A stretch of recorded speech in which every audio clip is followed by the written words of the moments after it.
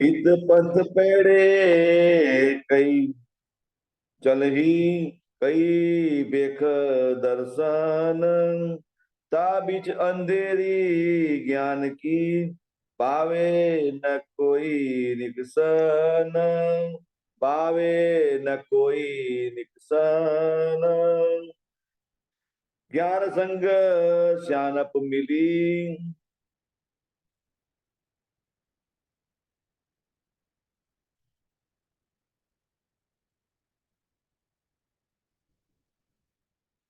फरमाइश जी। ज्ञान संग श्यानप मिली। आप सब शब्दों के उस्ताद, हे अक्षरातीत धामधनी पार ब्रह्म सच्चिदानंद सर्वोत्तम पुरुष, आखिर जमा इमाम मेहदी, मेरी आत्म और परात्म पिताम दुल्हा स्वामी। महाराज श्री सुंदर साहब जी, कल हमने शौर किया था कि धर्म की बाजार लगी है कालमाई के ब्रह्मांड में, और कालमाई का ब्रह्मांड हमारी परात्म मूल मिला बैठे बैठे देख रही है, खड़ी की नजर में देख रही है, और निजबुद्ध को धारण करते हुए सारी पहचान कर रही है। सारी बातें पहचान कर रही है, तो धनी जो समझा रहे वही सारी बातें पहचान कर रही है। तो क्या बात पहचान कर रही है कि ज्ञान संग सियानप मिली, तित क्यों कर आवे दर्द।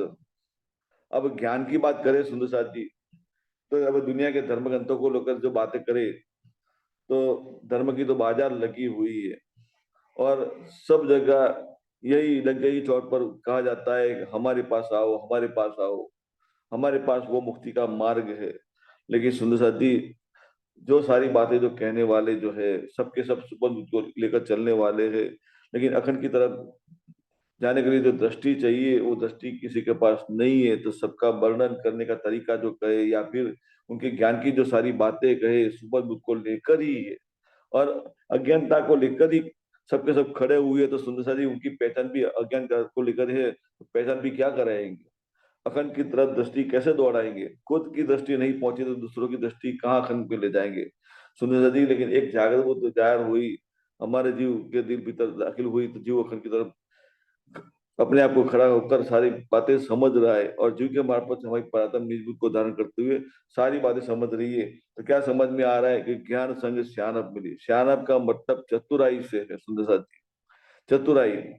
अब और उसको ही अरबी भाषा में दानाई करके लिखा है। एक दाना, दानाई और दानातर तीन शब्द होते हैं। दाना का मतलब चतुराई से ही है, चतुराई से बात है, मतलब कि खुद के कोई अंदर पहचान नहीं है, लेकिन बुद्धि इतनी तीव्र तेज हुई है उनकी सुपर बुद्ध को धारण करते हुए सुंदर साथी, तो खुद की पहचान तो नहीं है, लेकिन फिर भी क्या दिखा हुआ कर रहे हैं, मुझे सब कुछ पहचान हो रही है। खुद भी यही मानते हैं कि मुझे पहचान हो गई है, लेकिन दृष्टि दौड़ाने की बात करे, अमल करने की बात करे, तो उनका सारा अमल दुनिया के अंदर ही है। सुंदर साथी सोचिए, सबसे बड़ा दृष्टांत तो कहे तो वल्लभाचार्य जी की बात करें। उन्होंने दृष्टि दौड़ाई, अखंड की तरफ दृष्टि दौड़ाई, अखंड में उन्होंने चित्र अवश्य पाड़ा। क्या कह दिया कि आज भी वृंदावन के अंदर अखंड व्रज रास लीला चल रही है, मतलब आज भी लीला हो रही है, लेकिन उसको देखने के लिए जीव की मतलब दिव्य दृष्टि चाहिए, ऐसा बोला उन्होंने। दिव्य दृष्टि चाहिए, अवश्य चाहिए, लेकिन देखने की कोशिश करते हैं, लेकिन सुंदर सी किसी को नजर में आती नहीं है कि ब्रजरास लीला कहाँ खंड हो रही है। सुंदर सा जी वल्लभाचार्य के जीव ने दौड़ तो लगाई, लेकिन वो भी अज्ञानता के कारण वापिस उन्होंने क्या घटा दिया, लीलाखंड हो रही है, लेकिन घटा कहाँ रहे, दुनिया के अंदर ही घटा रहे। सुंदर सा जी सोचिए, सबकी हालत ये है। तो सुंदर जी, ये ज्ञान से सियानप मिलने की बात है, चतुराई मिलने की बात है, क्योंकि जहाँ बुद्धि दौड़ती नहीं है, क्योंकि बुद्धि दौड़ेगी कहाँ दौड़ेगी, जागृत बुद्धि मिलेगी तब बुद्धि दौड़ सकेगी, लेकिन सुबह बुद्धि को लेकर दौड़ेगी तो कहाँ तक दौड़ेगी। निराकार के पार की बात तो समझ में कभी आने वाली नहीं है। जो कुछ बातें समझ में आएगी, दुनिया के अंदर की बातें समझ में आएगी, लेकिन सुंदर सा जी, हमें अनुभव हो रहा है, और आपको हम अनुभव कराएंगे, हम आपको परमात्मा की पहचान कराएंगे।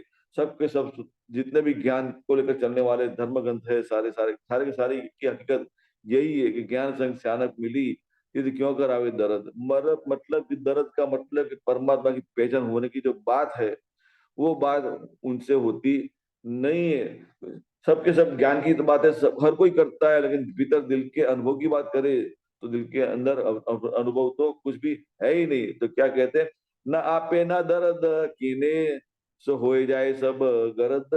मतलब उनका जो आचरण की बात करें, ख्याल की बात करें, अमल की बात करें, तो सब कुछ रद्द हो जाता है, रद्द बातल हो जाता है। बातें धर्म की करते हैं लेकिन अमल में दिल में कुछ भी नहीं है। जो भी अमल हो रहा है शारीरिक भावों को लेकर हो रहा है, जाहिरी भावों को लेकर हो रहा है, लेकिन दिल भीतर वो अमल तो होता ही नहीं है। जो जागरूक को लेकर होना चाहिए वो अमल होता नहीं है सुंदर साथी। तो सारा अमल कैसा कहलाएगा? रद्द कहलाएगा। इसलिए सुंदर साथी, लेकिन ये सारी बातें समझेगा कौन? तो क्या कहते हैं, दर्दी दर्दा जान ही ज्ञानी जाने ज्ञान। अब दर्दी कौन है और ज्ञानी कौन है सुनो सर जी? क्योंकि यहाँ जो ज्ञान की बातें करने वाला ज्ञानी कहलाता है, और प्रेम की बातें करने वाला प्रेमी कहलाता है। मतलब कि दर्द में प्रेम की तड़प उठी है, कसक उठी है, और प्रेम की बातें कर रहा है, लेकिन दिल भीतर कोई अनुभव नहीं है, तो सारी बातें क्या कहलाएगी? सिर्फ ज्ञान की बातें ही कहलाएगी।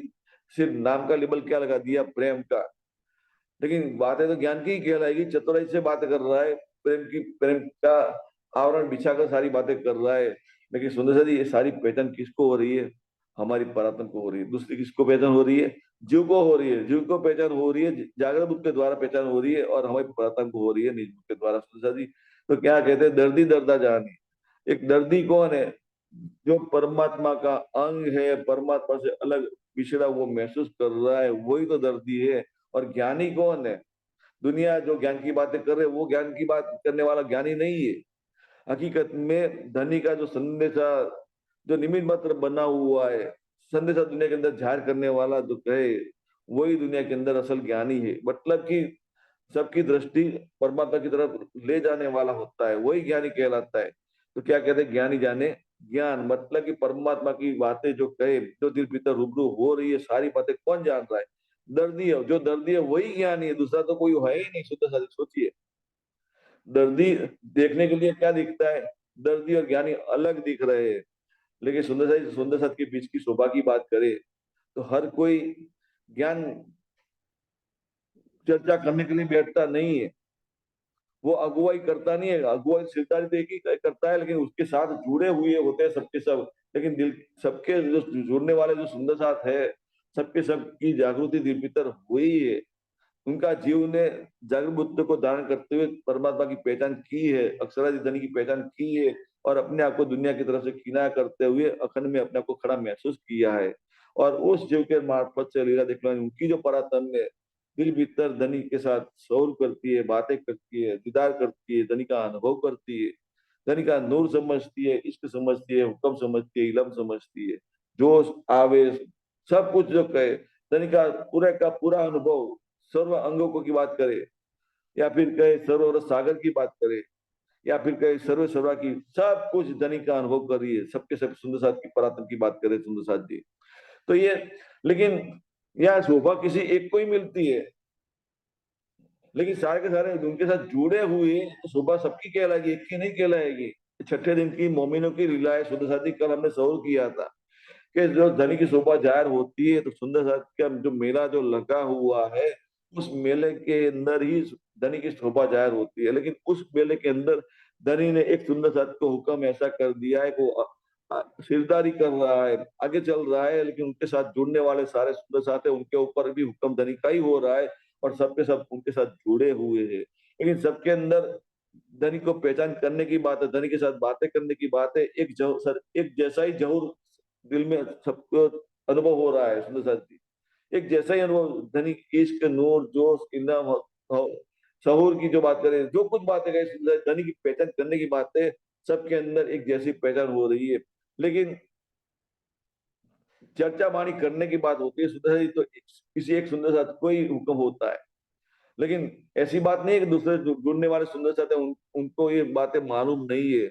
सबको मालूम तो अवश्य है, लेकिन धनी उनके मार्फत से दुनिया के अंदर सारी बातें खुद की जाहिर कर दे, मतलब खुद को जाहिर करने के लिए आगे चलते जागने लीला में, और जुड़ने वाले सुंदर साथ उनके साथ जुड़े ही रहते सुंदर साथी। लेकिन ये सारी बातें कौन समझेगा? वो सुंदर साथी जानेगा जो जिसका जीव जागृत को लेकर अखंड की तरफ दृष्टि करते हुए खड़ा हुए, दुनिया की तरफ से किनारा कर लिया है, जल में नहीं कोरे रही है जैसी स्थिति का अनुभव कर रहा है, माया में रहते हुए माया से पर या फिर कैद में होते हुए भी बेकैद की स्थिति का अनुभव कर रहा है, वो जीव की बात करे, वो जीव भी समझ रहा है, और जीव के मार्फत से लीला देखने वाली परात्म भी तो मूल मिला में बैठी है, धनी की नजर में सारा खेल देख रही है, तो तमाम हकीकत, खेल की तमाम हकीकत समझती है कि ज्ञान ही जाने ज्ञान दर्दी दर्जा जान, ये राह दो जुदी परी, मिले न काहू तान। लेकिन सुंदर है जाहिरी दृष्टि से देखेंगे तो दोनों मार्ग अलग दिखाई देते हैं, कभी मिलने वाले नहीं है ऐसा लगता है, लेकिन सुंदर जब पर अक्षराधि धनी की तरफ दृष्टि हो जाती है और सब कुछ करने वाले धनी समझ में आते हैं, तो ज्ञान को जाहिर करने वाले भी धनी है और इश्क को प्रदान करने वाले भी धनी है। जब ये बात समझ में आती है तो शुद्ध सदी ये द्वैत भाव दिल में रहता ही नहीं है, तो धनी के साथ एक दिली का अनुभव होता है। जो श्यामा जी को अनुभव हुआ है, जो इंद्रावती की परातम को अनुभव हुआ है, वही अनुभव हमारी परातम को भी हो रहा है। तो समझ में जाहिरी दृष्टि से स्पष्ट बुद्ध से लेकर चलेंगे तो क्या समझ में आएगा, ये राह दो जुदी परी, मिले ना काहू तान, मिलने वाली नहीं ऐसा लगता है, क्योंकि ज्ञान की बात को लेकर दुनिया की बुद्धि से क्या समझते हैं कि वो तो अपनी चतुराई से बात कर रहा है, उसको अहंकार हो गया है, ज्ञान का अहंकार हो गया है। सुनिए अवश्य बात सही है, गलत नहीं है, ज्ञान की बात को लेकर चलेंगे तो अहंकार होगा, लेकिन अहंकार कब होगा, जब दिल में जागृत बुद्धि का अनुभव नहीं होगा, निज बुद्धि का अनुभव नहीं होगा, सिर्फ सुपन बुद्धि को लेकर चलेंगे, भले तारतम ले लिया है, वो रट्टा लगा दिया है चौपाइयों का, सब कुछ बातें परमधाम की करते जाने इसी तरह मीठी मीठी बातें करेंगे, जानो मानो कि परमधाम का दर्शन हो गया, दीदार हो गया, लेकिन दिल के उनके दिल भीतर कुछ भी अनुभव नहीं है सुंदर साथी। तो सुपन को लेकर जीव खड़ा है, जीव खड़ा है तो अहंकार को लेकर खड़ा है, लेकिन इतनी चतुराई हो गई सुंदर साथी, सोचिए। और ये चतुराई कैसी है सुंदर साथी, सोचिए कि कुरान में लिखा है सुंदर साथी कि आजादी फरिश्ता जो है सारे जीवों को गुमराह करने के लिए उसने अबलिस नाम का एक बेटा पैदा किया। अबलिस का मतलब कि अजादिल का मन का स्वरूप कोई अबलिस कहा है, कहने का मतलब ये है सुंदर साथी। और वही बात को हमारी प्रकट वाणी में लिखी है कि यहाँ में महाविष्णु मन मन से त्रैगुण ताते सब उत्पन्न, मतलब कि अक्षर उनका मन का विस्तार जो कहे, दुनिया की तरफ की बात करे, कालमाय के ब्रह्मांड की उत्पत्ति की बात करे, तो सबसे पहले मन के स्वरूप से आदिनारायण महाविष्णु की उत्पत्ति होती है। और आदिनारायण महाविष्णु से कहे तो आगे विस्तार, मन का विस्तार और होता है तो ब्रह्मा विष्णु महेश की उत्पत्ति होती है, और फिर आगे मन का विस्तार और होता है तो दुनिया के तमाम जीव सृष्टि की उत्पत्ति होती है। कहने का मतलब ये है सुंदर साथी, कुरान में इशारे में ये लिखा है कि दुनिया का मालिक बनकर बैठा कौन है, अजादिल फरिश्ता बैठा है, लेकिन उनका बेटा जो कहे उसको नाम क्या दे दिया, अबलिस। मतलब कि जीव की जो प्रकृति जो कहे, जीव का अंतस्करण की बात करें तो अंतस्करण में तो चार बात होती है, मन चित्त बुद्धि और अहंकार। लेकिन मन अगुवाई करने वाला होता है, विचार पैदा करने वाला होता है, दौड़ने वाला होता है। लेकिन सुंदर जब बुद्धि सुपर बुद्ध की होती है, चित्त वृत्ति दुनिया की तरफ की है और अपना अस्तित्व दुनिया के अंदर मानता है अहंकार के स्वरूप को धारण करते हुए, तो सुंदर सोचिए सुंदर सारी बातें कहाँ की होगी, दुनिया के अंदर की होगी। मन चित बुद्धि अहंकार सब कुछ जब जीव के अंदर दिल भीतर जागरूक बुद्धि दाखिल हो जाती है सुन जाती, तो मन भी अखंड की तरफ के विचार करता है, चित्त वृत्ति अखंड में जाने की कोशिश करती है, बुद्धि भी अखंड की हो जाती है, मतलब जागरूक बुद्धि दिल में धारण हो गई है। तो अहंकार का मतलब कि जीव का अपना अस्तित्व कहाँ महसूस करता है, अखंड की तरफ महसूस करता है। लेकिन जब जागृत बुद्धि दिल में नहीं है तो वो सारा का सारा अनुभव उलट हो जाता है, दुनिया की तरफ हो जाता है। मतलब कि जीव के अंदर सुपर बुद्ध है तो मन में विचार दुनिया को लेकर ही आएंगे, लेकिन कुलजवाणी पढ़ रहा है, सोचे सुंदरी कंठस्थ कर लिए चौपाई है, तो दुनिया के आगे क्या कैसे ज्ञान जाहिर करेगा, अपनी चतुराई से बातें जाहिर करेगा। तो सुंदर ये सुपर बुद्ध दिल में होती है तो चतुराई की बातें होती है, दर्द की कोई बात होती नहीं है। लेकिन पहचान किसको हो रही है, जीव को हो रही है, जागृत बुद्ध के द्वारा पहचान हो रही है कि सामने वाला जो बोल रहा है कौन सी बुद्धि से बोल रहा है, और वही जीव के मार्फत से लीला देखने वाली हमारी परतम निज बुद्ध के द्वारा समझ रही है कि यहाँ कहाँ अटका है सुंदर साथ। सोचिए सुंदर सारी, इसमें क्या समझ में आता है, ए राह दो जुदी परी, मिले न कहा उतार। लेकिन ये राह जो कहे एक जैसी कब दिखती है, जब निजबो दिल में जाकर हो जाती है, तो हमारी परातम को तो यही समझ में आता है कि ज्ञान की बातें जार करने वाले साक्षात धाम के धनी है, निमित मात्रा हमारी परातम बनती है। परातम समझती है मेरा अपना कोई अस्तित्व है ही नहीं। सुंदर सी खिलवत के अंदर सबसे पहले ही धनी ने मैं खुद ही छोड़ा दी है, क्योंकि वाणी में स्पष्ट कह दिया है कि इलम चातुरी खूबी अंग की, मोहे लिखिया ए पट अंकुर। अंकुर का मतलब कि जब हमारी पराक्रम की जो नजर जो है दुनिया की तरफ देख रही है, धनी की नजर की तरफ देख रही है, सुंदर जी, तो कहा है कि ये धनी की तरफ देखने की बात आती है तो क्या कहते हैं कि इलम चातुरी खूबी अंग की, मतलब सुपन को लेकर चलते हैं तो चतुराई की बातें होगी, लेकिन क्या बात अनुभव क्या आएगा कि इलम चातुरी खूबी अंगी में वो यही लिखा पट अंकुर, मतलब कि हम फरामोशी का अनुभव करेंगे। कहाँ करेंगे? हमारे अपने दिल भीतर करेंगे। परातम की अपनी बात है कि परातम दिल भीतर फरामोशी का ही अनुभव करती है, जागृति का कोई नामो निशान ही नहीं है। इसलिए क्या कह दिया, ए लिखा पट अंकुर, मतलब कि यही ना देवे देखने मेरे दूल्हे का मुख का नूर। सुंदर साथ जी, तो ये सुपन बुद्ध दिल में से हटनी चाहिए। क्या किसके दिल भीतर से? हमारी परात्मा के दिल भीतर से हटनी चाहिए, लेकिन उसके पहले हमारी परात्मा की नजर जिस जीव पर केंद्रित हुई है उस जीव को जागृत बुद्ध के द्वारा अखंड की तरफ दृष्टि करना जरूरी है। मतलब ये सुंदर जी कि जीव तारतम वाणी को लेकर चल रहा है, कुंजो वाणी को लेकर चल रहा है, तो जीव की जागृति दुनिया की तरफ से होकर अखंड की तरफ अपने आप को खड़ा महसूस करना पड़ेगा। तब जाकर पराधन अपने दिल भीतर निज को धारण करते हुए एक दिली का अनुभव करेगी। किसके साथ? धनी के साथ, श्यामा जी के साथ, और दूसरे जो सुंदर साथ पराधन बगल में बैठी है, सारी की सारी पराधन के दिल भीतर की बात करें तो सबके जैसा एक जैसा अनुभव होगा सुंदर साथी।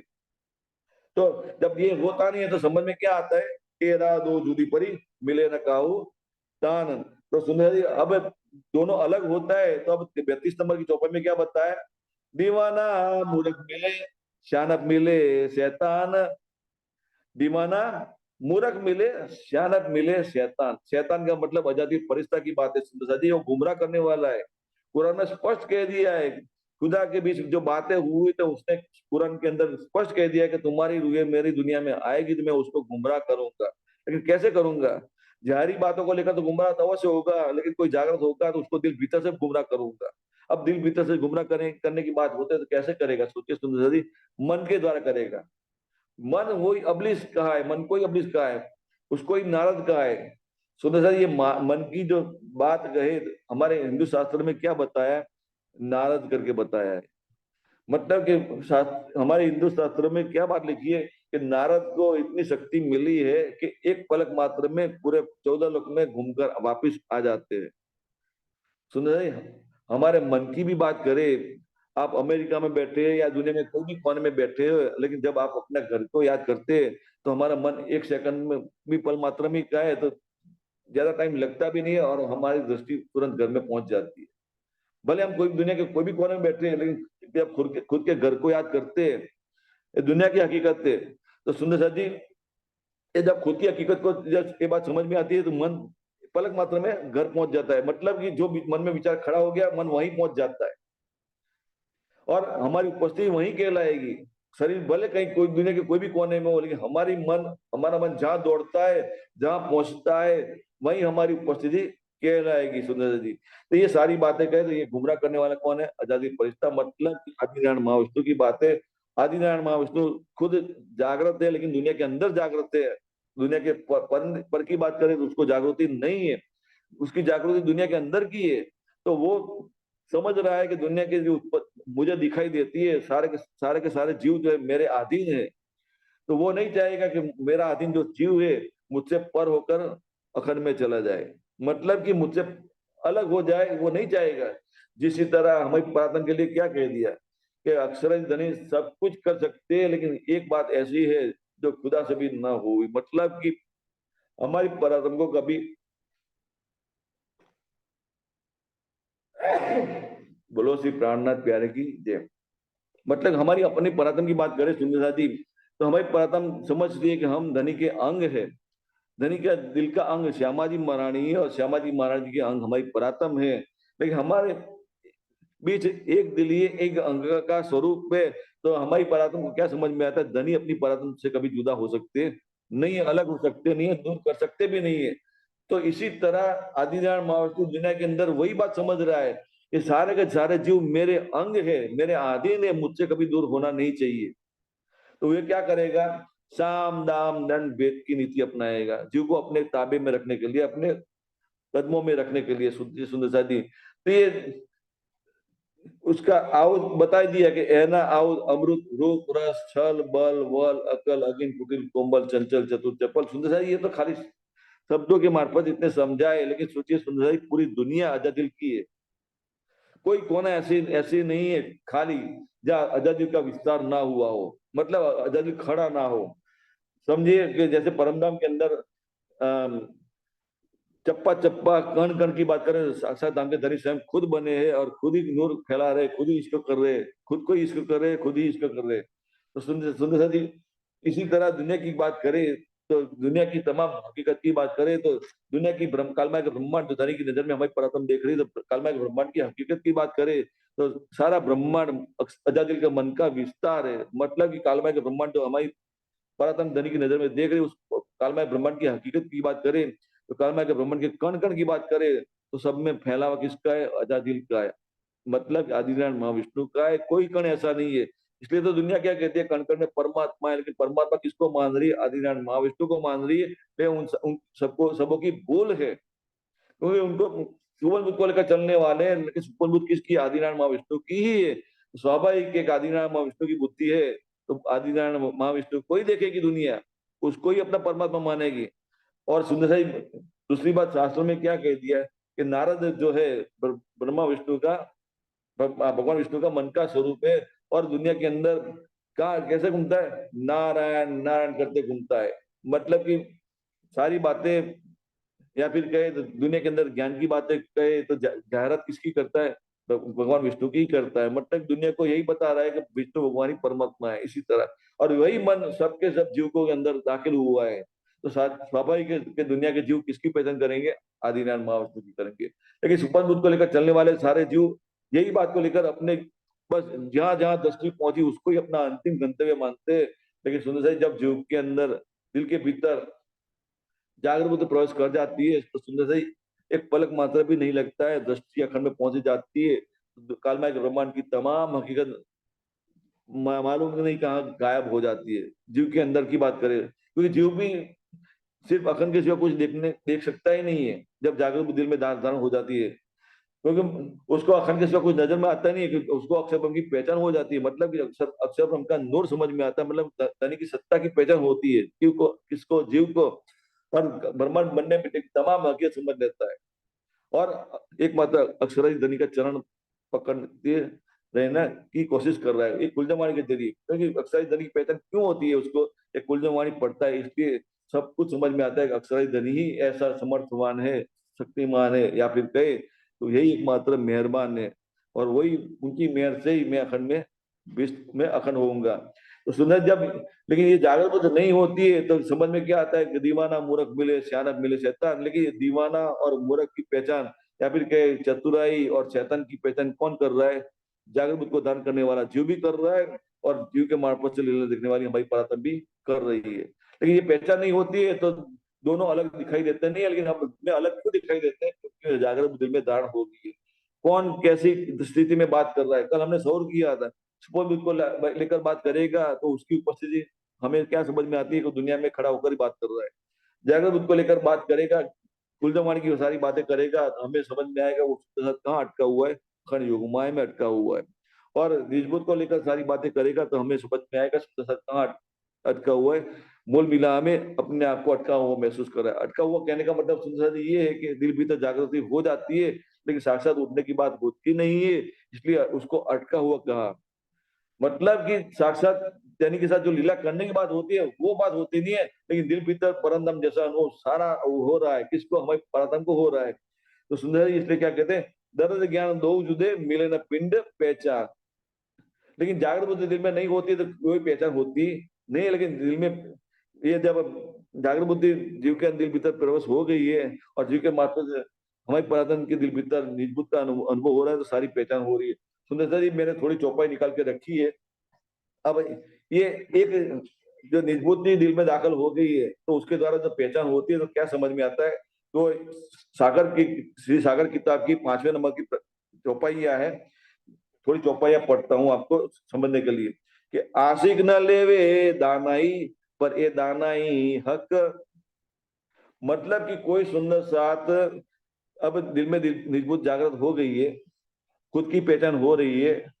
अब सारा अनुभव हो रहा है, दिल भीतर हो रहा है, दुनिया की तरफ देखती है, मतलब कि कालमाई के ब्रह्मांड की तरफ देखती है, तो कालमाई का ब्रह्मांड कहाँ दिखाई देता है? धनी की नजर में ही दिखाई देता है। तो हमारी परात्मा का देखना तो धनी की नजर में ही है। अब जागृत होने की बात है, साक्षात तो जागृत हो सकती नहीं है। अब परमधाम का कॉल याद आता है, मुझे जागृत करना है दूसरी शक्तियों का हमने कॉल किया हुआ है, दूसरों को जगाना है, लेकिन खुद खुद का हिलने की तो ताकत नहीं है, अगल बगल देखने की ताकत नहीं है, मुंह अपने हिसाब से इधर उधर कर सकते भी नहीं है। तो सारा फेल होगा तो कहाँ से होगा? दिल भीतर से होगा। लेकिन फेल करवाने को वाले कौन है? साक्षात धाम के धनी है, मतलब कि हमारे पराधम दिल भीतर धनी का अनुभव कर रही है। तो अब सारा फेल धनी कराते हैं किसको? हमें पराधम को कराते, मतलब कि हमारी पराधम का जो फेल करने की बात आती है, चाल चलकर दिखाने की बात आती है, दूसरे शक्तियों को जागृत करने की बात होती है, तो जीव के मार्फत से दुनिया के अंदर जो जागने की लीला को लेकर जो मेला लगा हुआ है, शुद्ध सत्य का मेला हुआ है, उसमें वो जीव शामिल हुए, तन दान किया हुआ है, सुंदर सत्य बना हुआ है, उसने उसके मार्फत से ये सारी बातें, सारा अनुभव दुनिया के अंदर जाहिर होता है। तो उसकी बात है कि वो ऐसे सुंदर सत्य की स्थिति की बात बता रहे कि आशिक न लेवे दाना ही, मतलब कि वो ऐसा सुंदर जागृत है, जीव भी इतना जागृत है, धनी के चरणों में अपना आपा कुछ भी रखा नहीं है, जीवटल उसी आत्म भाव में आ गए, मतलब कि उसका रूप रंग स्वभाव जो कुछ भी कहे, जीव की हकीकत की बात करें, ब्रह्म सूची तमाम लक्षण धारण करते हुए दुनिया के अंदर बैठा हुआ है, दुनिया के अंदर जागरण लीला करने के लिए अग्रसर हो रहा है, लेकिन धनी के हुक्म को धारण करते हुए अग्रसर हो रहा है। उस जीव के अंदर अपनी मैखुदी नहीं है, और जीव के मार्फत से लीला दिखा। हमारी परातंग की बात करें तो हमारे परातंग दिल भीतर भी कोई भी प्रकार की मैखुदी नहीं है, मतलब कि दुनिया के जीव को लेकर शरीर के भाव की बात करें, जीव की बात करें, परात्म की नजर की अपनी की बात करें, और परात्म अपनी स्वयं की बात करें, दिल की हकीकत की बात करें, तो हर जगह जो मैखुदी है, कोई मैखुदी रही ही नहीं है। एक बात मैखुदी किसकी है? साक्षात धाम के धनी की है, धनी की मैखुदी है, मतलब धनी की मैं को लेकर खड़ी है हमारी परात्म। उसकी बात है कि आशिक ना लेवे दाना है, लेकिन फिर भी दुनिया के अंदर सुंदर साथ के मार्फत से कुलजम वाणी की चर्चा वाणी जाहिर होती है, सुंदर साथी तो जाहिर करने वाले कौन है? साक्षात धाम के धनी है, क्योंकि हमारे धनी हमारी परातन के मार्फत से ही लीला करते, हमें ही शोभा देते, हमें ही आगे करते। तो सुंदर तो इसने क्या क्या कह दिया? आशिक ना लेवे दाना ही, पर ये दाना ही हक, मतलब दुनिया को चतुराई लगती है, लेकिन चतुराई किसके तरफ से आई हुई है? धनी की तरफ से आई है, इसमें हमारा कुछ भी नहीं है। इश्क आपे पी हुई और पिलावे बेशक, मतलब खुद भी इश्क पी रही है। मानो कि समझो सुंदर सा जी, एक मोटर कार है, पहले हम गाड़ी अकेले चलाते थे, लेकिन दिशा का मालूम नहीं था कौन सी दिशा में जाने का है। अब सोचिए सुनाई, अब दिशा दिखाने वाला बगल में बैठा हुआ है, और गाड़ी के अंदर, कार के अंदर हम दोनों ही बैठे, दिशा दिखाने वाला है और गाड़ी चलाने वाली हम है। तो दिशा दिखाने वाला दिशा दिखाएगा, उसी तरह से हम गाड़ी चलाएंगे। तो मानो कि दिशा दिखाने वाला भीतर कौन विराजमान है? साक्षात धाम के धनी है। नहीं, हमें आगे कर रहे, बता रहे कि इसी तरफ चलो, इसी तरफ चलो, मतलब हुक्म दे रहे हमें। तो उसने इसमें हमारी चतुराई कुछ भी नहीं है। तो क्या कहते हैं कि इश्क आपे पी, मतलब कि वो धनी की जो बातें सुन रही है हमारी परात्मा, तो बातों को सुनते हुए धनी का इश्क का पान कर रही है, और इश्क का पान करते हुए धनी के हुक्म से अपनी नजर जीव के ऊपर केंद्रित की हुई है, तो जीव के मार्फत से सारे शब्द निकल रहे सुंदर जी दुनिया के अंदर। चर्चा वाणी के तो शब्द भी कैसे इश्क में भिगो भिगो कर सारे शब्द निकल रहे हैं, मतलब कि उस ऐसे शब्द दुनिया के अंदर जाहिर होते, तो सुनने वाले जो सुंदर साथ होते हैं उनको भी ठंडक का महसूस होती है, ठंडक की महसूस होती है, मतलब। और दीदार करते तो भी दीदार में भी धनी का इसका अनुभव होता है सुंदर जी। इसलिए क्या कहते हैं, ज्ञाने दर्शन नेत्र ठहरे वचन कहे ठहरे अंग, मतलब ये शब्द सुनते हैं तो दिल में ठंडक महसूस होती है, दीदार करते तो ठंडक का अनुभव होता है। लेकिन एक अनुभव क्यों होता है? सब कुछ आता कहाँ से? धनी की तरफ से आता है, धनी की तरफ से परातम में, परातम की तरफ से आत्म, मतलब परातम की नजर में, नजर धनी की नजर के साथ जुड़ी हुई है, धनी की नजर में कालमाय का ब्रह्मांड दिख रहा है, कालमाय के ब्रह्मांड के अंदर जीव दिख रहा है, तो जीव पर सारा कुछ अवतरित होता है। लेकिन सुंदर उतरते उतरते एक अंश जितना ही अवतरित होता है, लेकिन जिस जिस पे पर ये उतरता है उसको लिए सागर जैसा लगता है। मतलब परातम तो धनी का साक्षात सब कुछ अनुभव कर रही है, मतलब परातम खुद को अनुभव क्या मालूम कर रही है? मैं तो धनी के दिल में अवतरित हुई हूँ, उतर गई हूँ, और धनी के इश्क में बस मानो गंजान इसका अनुभव कर रही हूँ, और खुद का अनुभव, क्योंकि सुंदर साक्षात परतम की बात है, वो साक्षात अनुभव क्या करी दिल भीतर? धनी की मानो कि धनी के दिल में उतर गई है, और धनी का पूरा गंजान का इश्क का अनुभव कर रही है। अब उसकी नजर की बात करें परात्म की नजर की बात करें तो धनी की नजर के साथ जुड़ी हुई है। तो सुने उस नजर की बात करें तो नजर के अंदर जब जाहिर करने की बात आती है तो उस जो अनुभव करे उसमें से एक अंश जितना जीव पर केंद्रित होता है। और जो जीव पर केंद्रित होता है तो आतंक को तो एक पुण्य जितना ही अनुभव में आता है, लेकिन आतंक के लिए भी अनुभव ज्यादा हो जाता है, सागर जैसा लगता है। और वही आतंक की नजर जो परमात्मा की नजर जो आतंक का है वो जीव पर केंद्रित वही है। तो जीव पर जब नजर पड़ रही है तो जीव को भी अनुभव में एक बुंद जितना आता है, लेकिन जीव के लिए क्या हो जाता है, सागर समान हो जाता है। उसमें से इसी तरह उतरते उतरते शरीर जीव ने शरीर धारण किया हुआ तो उसकी गुण इंद्रिया है, गुण इंद्रियों से अंग बने हुए। तो सारा जो इश्क का फैलाव जो उतरते उतरते जो आया है, ज्ञान की जो बातें उतरते उतरते आई है सुंदर जी। अब जीव के अंगों से जाहिर करने की बात होती है सुंदर जी, तो स्वाभाविक बगल में बैठे सारे सुंदर साथ जागरण लीला में शामिल हुए तमाम सुंदर साथ जब उनके साथ शौर करते बैठक बनाए बैठे हैं सुंदर साथ एक दूसरे का हाथ पकड़ के जागरण लीला में अग्रसर हो रहे, तो सुंदर सुनने वालों को भी क्या अनुभव होता है, यानी कि इश्क का अनुभव होता है, जो उसका अनुभव होता है। लेकिन ये अनुभव सुनने वालों को कैसे होता है, क्योंकि उनकी जागृति जैसे जिसके मार्फत ये सारी बातें अवतरित हो रही है, तो सुनने वाले के अंदर भी वही जागृति बनी रहनी होगी चाहिए, तो ये अनुभव होगा, बाकी होगा नहीं। कोई सुनने वाला सुंदर साथ है बना हुआ है, लेकिन जीव जीव के अंदर छुपन बुद्ध बनी हुई है, तो सुनते सुनते उसको ये अनुभव होगा नहीं। लेकिन अनुभव किसको होगा, जो जीव जागृत है, सुंदर साथ जागृत है, जीव की जागृति अखंड की तरफ हो गई है। और जीव के मार्फत लीला देखने वाली परातम, उनकी जो परातम है निज को दान करते हुए तो बैठी है मूल मिला में, तो सोचते उनको सारा अनुभव होता है।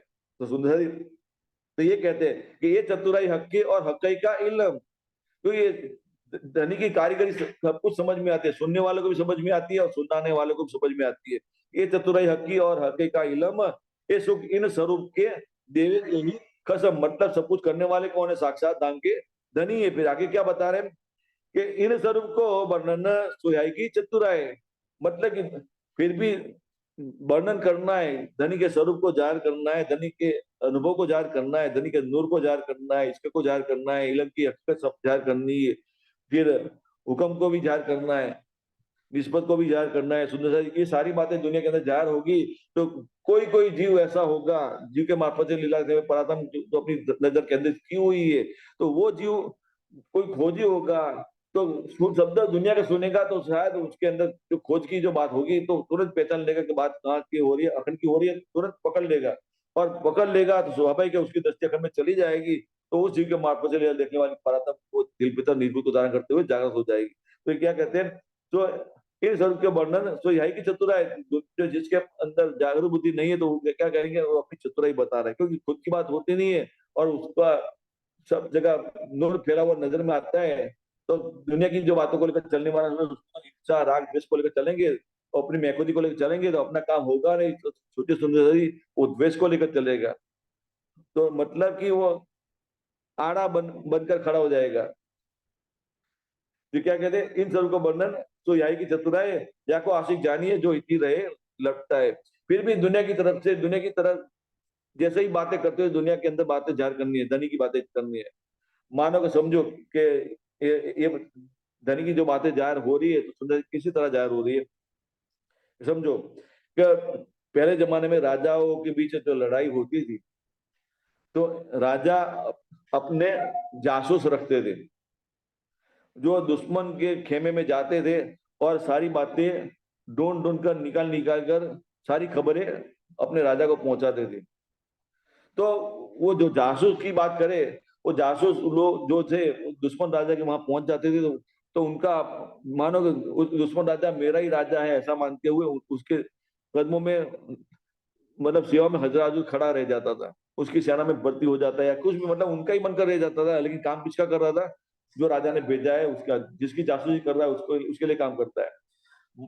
तो सुने इसी तरह समझे कि हमें जागनी लीला में अग्रसर होना है, धनी की बात को जाहिर करना है, स्वाभाविक मसाला कहाँ का, दुनिया का ही है। दुनिया का मसाला लेकर दुनिया की चतुराई को मारनी है और दुनिया की चतुराई को धारण करते हुए दुनिया के अंदर बातें करनी है। मतलब कि सारा लड़ने का जो सामान जो है, लड़ाई लड़ने का सामान जो, क्योंकि आजादी का फौज इतनी बड़ी है सोचिए, अब उसके सामने हमारा हथियार तो क्या है, एक ही है क्या, इसका एक ही हथियार है, इश्क का नाम ही है, बस दूसरा कुछ ही नहीं है। लेकिन इश्क के साथ इसके की सेना साथ जुड़ी हुई है तो क्या है, जोश है, नूर है, इलम है, शऊर है, मेहर है, निस्बत है, सब कुछ धनी के साथ जुड़ने की बात है। मतलब कि हमारी पराक्रम के साथ एकमात्र धनी खड़े हुए, सब विध वतन सहित खड़े हैं। अब माया ने सारा हथियार फैलाया हुए दुनिया के अंदर, तो सोचे सुंदर, अब माया के अंदर अपना अपना काम करना है तो स्वाभाविक है माया के तरीकों को धारण करते हुए करना पड़ेगा। तो इसलिए क्या कहते हैं कि ये चतुराई हक की और हकीका इलम, ये सुख इन स्वरूप के देवे यही कसम। फिर आगे क्या कहते हैं, इन स्वरूप को वर्णन सो यही की चतुराई, मतलब दुनिया की चतुराई को लेकर ही वर्णन करना पड़ेगा। लेकिन बातें कौन किसकी जाहिर करनी है, अक्षर धनी की जाहिर करनी है। करने वाले कौन, साक्षात धनी स्वयं खुद, दूसरा कोई नहीं है। जिसमें हमारे पराक्रम का और जो खेल देखने का जरिया जो जीव बना हो, जीव की कोई अपनापन जैसा कुछ है ही नहीं, सब कुछ धनी की मैं करवा रही है। तो क्या कहते हैं, तो यासिक जानिए जो इति रहे लपटा है, मतलब कि जो जागृत है वो लिपटे रहेंगे, उनके साथ जुड़े रहेंगे। ए सुख इन स्वरूप को और आशिक यही आराम, क्या कहते हैं, ये सुख इन स्वरूप को और आशिक यही आराम, वो मतलब उसमें लगे रहेंगे और वही बस धनी का अनुभव करते रहेंगे, मौज मस्ती में रहेंगे, निजानंद का अनुभव करते रहेंगे। जो लो इश्क न आवी तो लो इलम यही विश्राम। सुंदर, अब ये बात यहाँ समझने जैसी है। जो दुनिया के अंदर इश्क और इलम, हमने शोर किया है कि दोनों अलग क्यों दिखाई देते हैं, लेकिन अलग होते भी अलग क्यों नहीं है, क्योंकि धनी की पहचान हो जाती है, सब कुछ करने वाले धनी होते हैं, तो धनी का इलम और धनी कार्य करने वाले समझ में आता है, धनी का इश्क समझ में आता है, तो दोनों धनी की तरफ से मिलता है तो एक समझ में आती है। लेकिन दुनिया की तरफ से देखेंगे दोनों अलग दिखाई देते हैं। तो क्या कहते हैं, जो लो इश्क ना आवी तो लो इलम यही विश्राम। सुंदर साजी सोचिए, अब इश्क नहीं आता मतलब कि हमारी परात्म जो चितवनी का रास्ता की बात करें सुंदर साजी, तो जागने की बात करें तो उसके लिए कुरान में लिखा है, मैं बात बताऊं कि रात चल चौपाई है, खुलासा नंबर प्रकरण 2 की 7 नंबर की चौपाई है कि क्या कहते हैं, रात चलाई बसरी फुरमान, दई कुंजी मलकी हकीकत, हकी हक सूरत किया जाहिर दिन मार्फत। ये खुलासा प्रकरण की 2 नंबर के प्रकरण की 7 नंबर की चौपाई है। उस कहने का मतलब ये सुंदरता जी कि हम जो ये सदन किताब का सौर कर रहे हैं, मोहम्मद की 3 सूरत को दिल में धारण करते हुए सौर कर रहे हैं, मतलब कि सच्चिदानंद स्वरूप को दिल में धारण करते हुए सारे सौर कर रहे हैं। तो धनी की एक यह कारीगरी समझ में आती है। क्या समझ में आता है कि 3 सूरत की जो बात है, बसरी मल की और की, मतलब धनी की 3 सूरत है, दूसरी कोई सूरत है ही नहीं। एकमात्र साक्षात धन के धन ही जागृत है और सबको जागृत करने वाले हैं, वही संदेश चला है, वही संदेश हमारे तक पहुंचा रहे हैं। तो क्या कहते हैं, रात चलाई बसरी फुरमान, कहने का मतलब कि हमारी प्रार्थना दिल भीतर जागृत हुई है, कुंजवाणी को लेकर चलती है। अब चितवानी का जो रास्ता जो बना है, वो चितवानी का जो मार्ग बना है, तो सबसे पहला मार्ग किसके मार्फत से जारू हुआ, वो बात है कि रात चलाई बसरी फुरमान, मतलब कि फुरमान का अवतरण हुआ तो उसके लिए जो परंदाम जो पहुंचे अर्जुन के, बस किसकी सुरता पहुंची, मोहम्मद की सुरता पहुंची, मतलब रसूल मोहम्मद की सुरता पहुंची। तो जबराई फरिश्ता लेकर गया तो कहाँ अटका, जमुना जी तक अटका, आगे जा सकता नहीं। आगे जाने के लिए क्या आया, रब का तखत आया, रब के तखत पर सवार होकर मोहम्मद की सुरता मूल मिला में पहुंची और म्याराज हुआ, मतलब कि दीदार हुआ। तो ये रास्ता बताया हुआ है दुनिया की तरफ से, परंदम जाने का रास्ता इशारे में बता दिया है, कहाँ, कुरान के अंदर। लेकिन ये रास्ता तय कैसे करना है, कैसे समझ में आता है, जागृत बुद्धि और निज बुद्धि जब दिल में धारण हो जाती है तो हमारी परात्मा समझ में आता है कि जीव को जागृत बुद्धि मिल जाती है तो जीव की दृष्टि अखंड में पहुंच जाती है। तो स्वाभाविक है समझ में क्या आता है, अक्षर ब्रह्म का नूर समझ में आता है। और अक्षर ब्रह्म की बुद्धि, जागृत बुद्धि जो है, वही बुद्धि जीव को मिल जाती है तो अक्षर ब्रह्म की तमाम हकीकत समझ लेता है जी। ब्रह्मांड बनने मिटने की तमाम कारीगरी समझ लेता है, और हमारी जीव के मार्फत से लीला देखने वाली हमारी परात्मा भी जागृत की तमाम बातें हकीकत समझ में आ जाती है उसको। लेकिन फिर भी स्वरूप तो कहाँ है, इश्क का है। लेकिन अक्षर ब्रह्म कौन है, सत्ता का स्वरूप है। लेकिन इश्क की अनुभूति हुई नहीं है तो अभी दिल भीतर छटपटाती है। स्वाभाविक है धनी इस रब का तखत लेकर खड़े हो जाते हैं, किसके सम्मुख, हमारी पुरातन दिल खड़े हो जाते हैं, हमारे दिल पितर खड़े हो जाते हैं। हमारी मतलब कि रचना श्यामा जी हमारे पास आती है। क्या फिर कहे कि कुलजम वाणी के जरिए धनी हमारे रचना श्यामा जी रब रस का पिलावत रब रस का।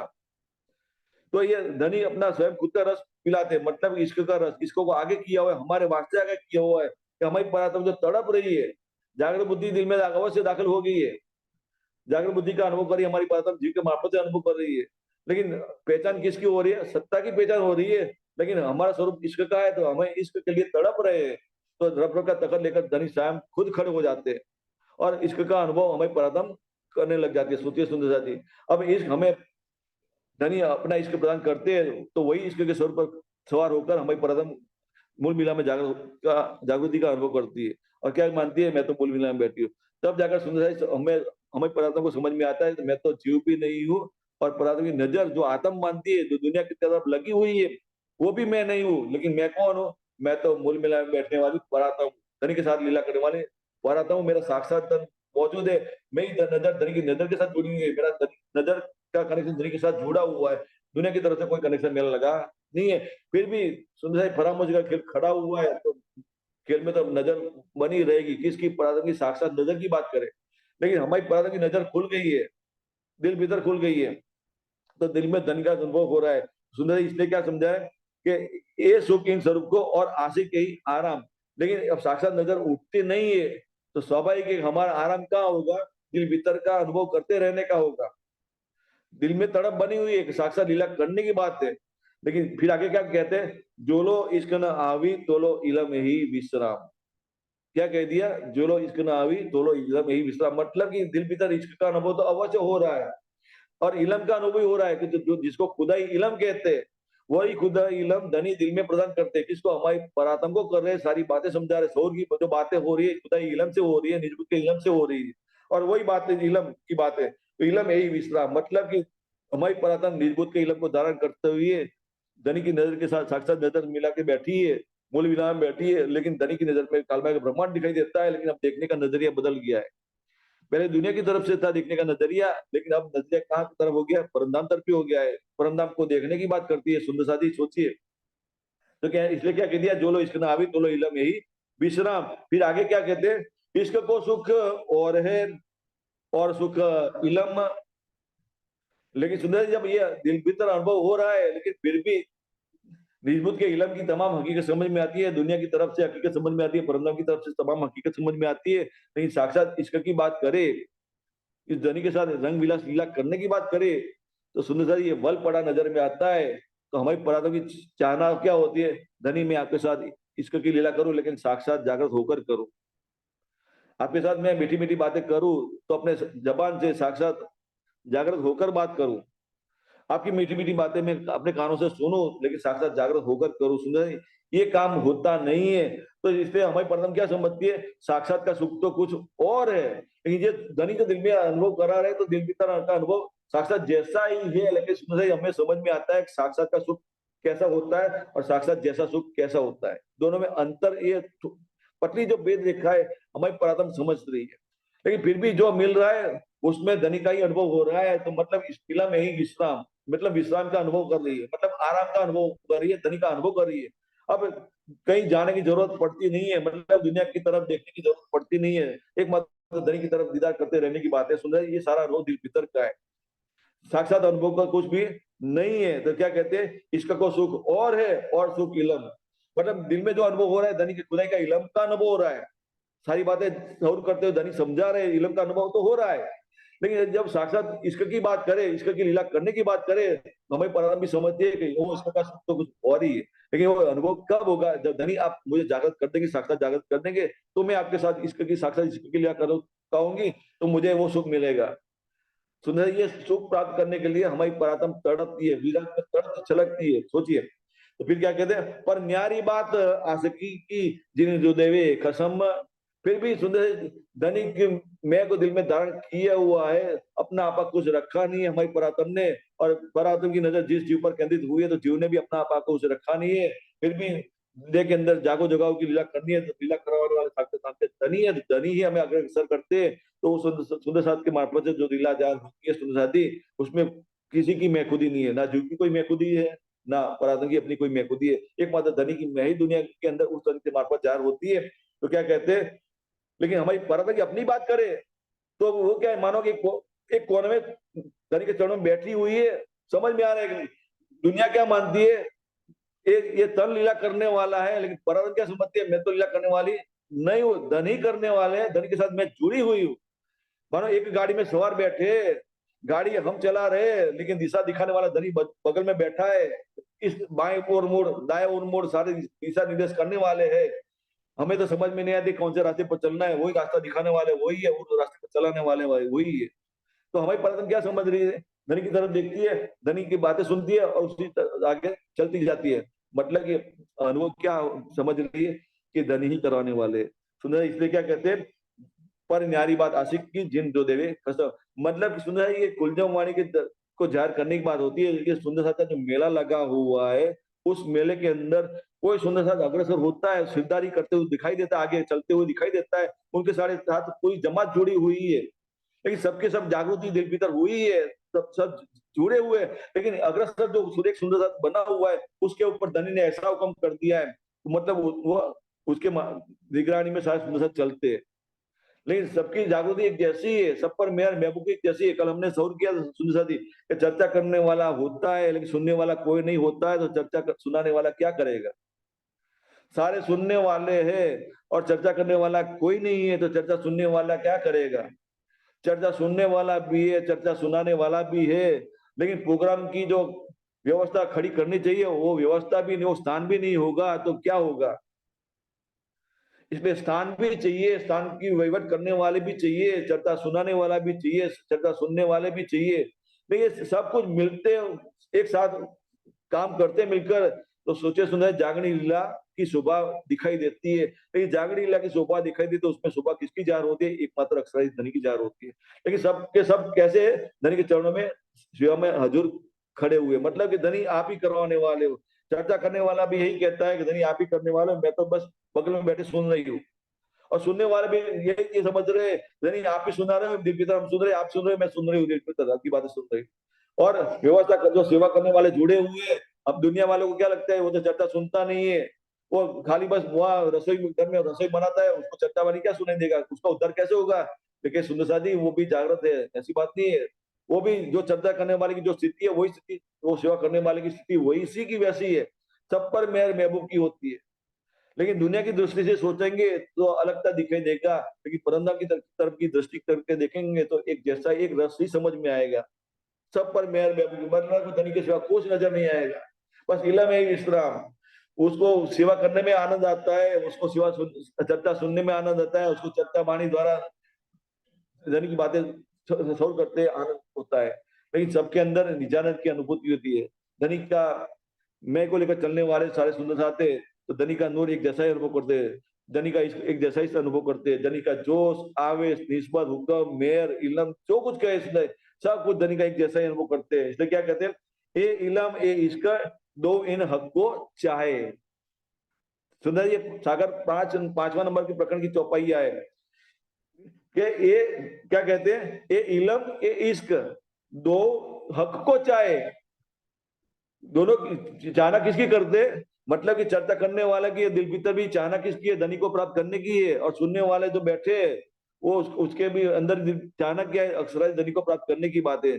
सुनने जाती सोचिए कि दुनिया के अंदर गुरु शिष्य की जो बात है द्वैत की बात को लेकर है, तो अब ये बात को लेकर कहे तो दुनिया का भाव रहेगा, तो चर्चा सुनाने वाले को हम क्या समझेंगे, गुरु सदगुरु मानेंगे, गुरु सदगुरु मानेंगे, हम सामाजिक अंगों सुंदर साथ नहीं मानेंगे। लेकिन हमें चर्चा सुनाने वाले को भी सुंदर साथी मानना पड़ेगा। हम सुंदर साथ है, सामाजिक अंगों सुंदर साथ बने हुए हैं, तो सुनाने वाला भी सामाजिक अंग सुंदर साथी ही है, दूसरा कुछ भी नहीं है। क्योंकि परंदाम की दृष्टि से देखे तो कोई जुदागी नहीं है, कोई ऊंच नीच जैसी बात नहीं है, कोई बड़ा छोटा की बात नहीं है, कोई गुरु नहीं है, कोई शिष्य नहीं है। लेकिन करने वाला कौन है, साक्षात धाम के धनी है। लेकिन उसका हुक्म ही ऐसा हुआ है कि वो चर्चा सुना रहा है और सुनने वाले पर हुक्म ऐसा वो चर्चा सुन रहा है। लेकिन काबिलियत दोनों में एक जैसी है, लेकिन धनी का हुक्म सारा काम कर रहा है, लेकिन सुनने वाले बोलना भी चाहे तो बातें जाहिर बोलेगा नहीं, दिल अनुभव सब कुछ होगा, लेकिन चर्चावाणी करना चाहेगा तो चर्चावाणी कर सकेगा नहीं। दिल भीतर अनुभव सब कुछ हो रहा है जो सुनाने वाले के अंदर हुए, इसलिए जुदा की नहीं है। इसलिए इंद्रावती क्या कहती है, धनी चौपाई के सुंदर चौपाई छूट गई। कहने का मतलब सुंदर इसका सार ये है कि इंद्रावती कहती है कि देवतानी महाराज को मैं अपना सदगुरु सदगुरु मानती थी, लेकिन दामका धनी ने मैंने कभी माना ही नहीं। तो क्या कहते, धनी मैं कर ना सकी पहचान, तो रो याद कर कर जो महाराज हित के बाने चौपाई। ये सुंदर अगला चरण याद नहीं आता है। कहने का मतलब सुंदर इंद्रावती जब पराक्रम दिव्य से जागृत हो गई तो सारा अनुभव हो रहा है, श्यामा जी का जो अनुभव हो रहा है वही अनुभव खुद महसूस कर रही है, और वही अनुभव हमारी पराक्रम हो रहा है। सुंदर ये तारतंग के बीज वचन है। धनी हमारे साथ जो बातें कर रहे हैं वो सारी बातें जो बातें श्यामा माणी को सुनाई थी वही बातें हमारी पराक्रम समझ रही है, कुलजा माणी के जरिए मानो के धनी हमारे साथ सारी बातें कर रहे हैं। ये तारतंग के बीज वचन है, वही बातें ये कुलजा माणी के अंदर। इसलिए प्रकरण का नाम क्या है? सनंद इमाम के सवाल जवाब की। मतलब कि हमारी पराक्रम को सारी प्रश्न पूछ कर सारी बातें समझा रहे, प्रश्न भी पूछ रहे हैं, सारी बातें समझा रहे। तो सुंदरी तो ये चौपाई जो है क्या कहे ना कबू मूड दर्द मिले पर दर्द न जाने, कबू शैतान बीज अंकुर दो जुदे बैर सदाई जान। सुंदर जी, जो कबू मूड दर्द मिले पर दर्द ना कबू शैतान, मतलब जो सुबह दूध को लेकर चलने वाला है उसको क्या कह दिया? शैतान कह दिया। सोचिए सुंदर जी, 32 नंबर की चौपाई है,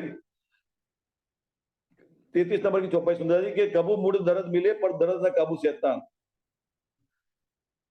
प्रकरण 4 नंबर की है, 33 नंबर की चौपाई है, कबू मूड दर्द मिले पर दर्द ना काबू शैतान। मतलब कि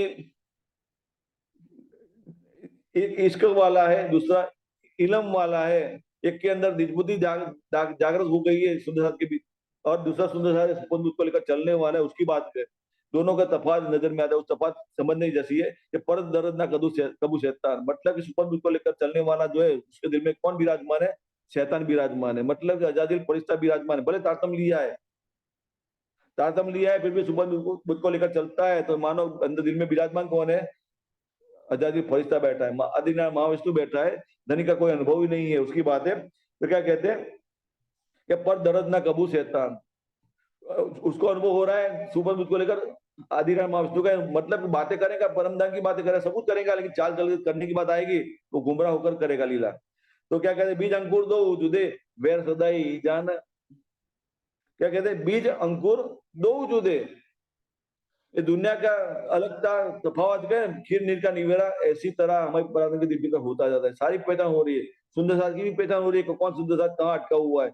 जागृत बुद्ध निज बुद्ध और सुपन बुद्ध की बात करें तो तमाम हकीकत समझ में आती है। सुंदर जी, अब ये तफावत की बात कल सॉल्व करेंगे, लेकिन कल नहीं हो पाएगा। अब हर शनि रवि ये हम सॉल्व करेंगे। बोलो सी प्राणनाथ प्यारे की जय। तो सुंदर जी, ये 32 नंबर की चौपाई तक सॉल्व रखते हैं।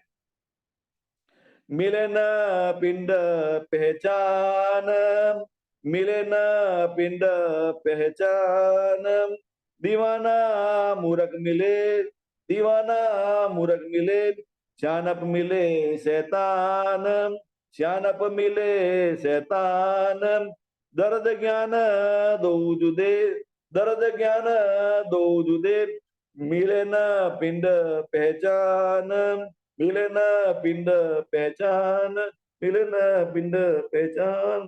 बोलो श्री प्राणनाथ प्यारे कीजिए, धाम के धनी कीजिए। प्रणाम।